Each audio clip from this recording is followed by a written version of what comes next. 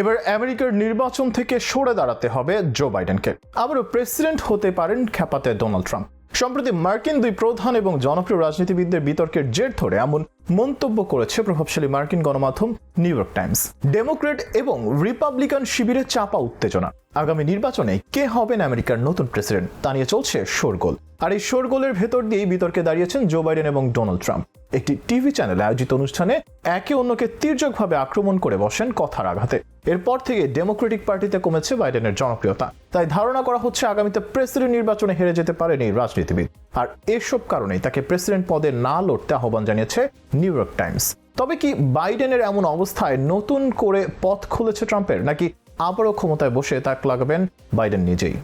আসছে নভেম্বরে যখন হতে যাচ্ছে মার্কিন প্রেসিডেন্ট নির্বাচন, তার আগে বিতর্ক চলছে পুরো আমেরিকা জুড়ে, বাইডেন নাকি ট্রাম্প। এমনই যখন অবস্থা, তখন একটি টিভি চ্যানেলে আয়োজিত অনুষ্ঠানে বিতর্কে জড়িয়েছেন আমেরিকার দুই রাজনীতিবিদ। সে বিতর্কের পর থেকে বিপাকে পড়েছেন প্রেসিডেন্ট জো বাইডেন। নিজ দলে এবং সামগ্রিকভাবে জনপ্রিয়তা কমছে তার। অন্যদিকে এই বিতর্কের পর থেকে বেড়েছে ট্রাম্পের যোগাযোগ এবং জনপ্রিয়তা। দুই দলের ভেতরে প্রেসিডেন্ট নিয়ে টানাটানি থাকলেও বাইডেনের জন্য এই সময়টা অত্যন্ত চ্যালেঞ্জের। অন্যদিকে ট্রাম্প যেন পুরোটাই আছেন ফুরফুরে মেজাজে, যার হারানোর কিছু নেই। অন্যদিকে জো বাইডেনের জন্য আসছে নির্বাচন হতে পারে বাইডেনের শেষ নির্বাচন। নিজ ছেলের অপরাধ প্রমাণ করার পর জেলবন্দী হওয়ার ঘটনায় ইমেজ সংকটে পড়েছেন বাইডেন, যে কারণে মার্কিন প্রেসিডেন্ট জো বাইডেনকে আগামী প্রেসিডেন্ট নির্বাচন থেকে সরে দাঁড়ানোর আহ্বান জানিয়েছে দেশটির প্রাচীন ও প্রভাবশালী সংবাদ মাধ্যম নিউ ইয়র্ক টাইমস। সেই সঙ্গে দলের অন্য কাউকে প্রার্থী হওয়ার সুযোগ দেওয়ার আহ্বান জানিয়েছেন গণমাধ্যমটি। টিভি বিতর্কে পরাজয়ের পর গত 28 জুন পত্রিকাটির এক সম্পাদকীয়তে এই আহ্বান জানানো হয়। এদিকে যুক্তরাষ্ট্রের প্রেসিডেন্ট নির্বাচন সামনে রেখে গত 27 জুন প্রথম টিভি বিতর্কে অংশ নেন বর্তমান প্রেসিডেন্ট জো বাইডেন ও সাবেক প্রেসিডেন্ট ডোনাল্ড ট্রাম্প। সিএনএন এর আটলান্টা স্টুডিওতে ওই বিতর্কে একে অন্যকে আক্রমণ চালান, কথা বানে, তীর্যক ভাষায় একে অপরকে ঘায়েল করার চেষ্টাও চালান দুই জ্যেষ্ঠ রাজনীতিবিদ। তবে এই অনুষ্ঠান বাইডেনের জন্য ছিল আরো একটি চ্যালেঞ্জ। প্রতিযোগিতায় ভালো করতে পারেননি বর্তমান প্রেসিডেন্ট।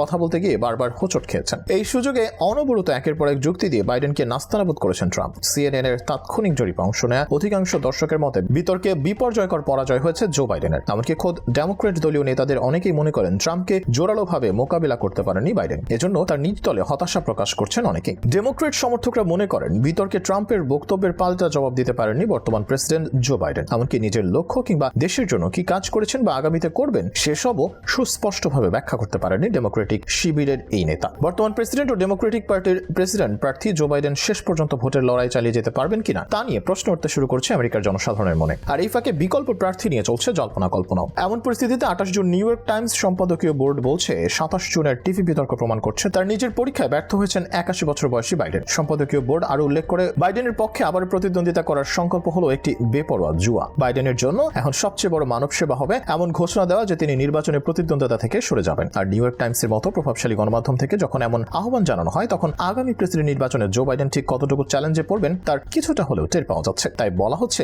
বাইডেন সরে গেলে আমেরিকার প্রেসিডেন্ট হতে পারেন ডোনাল্ড ট্রাম্প।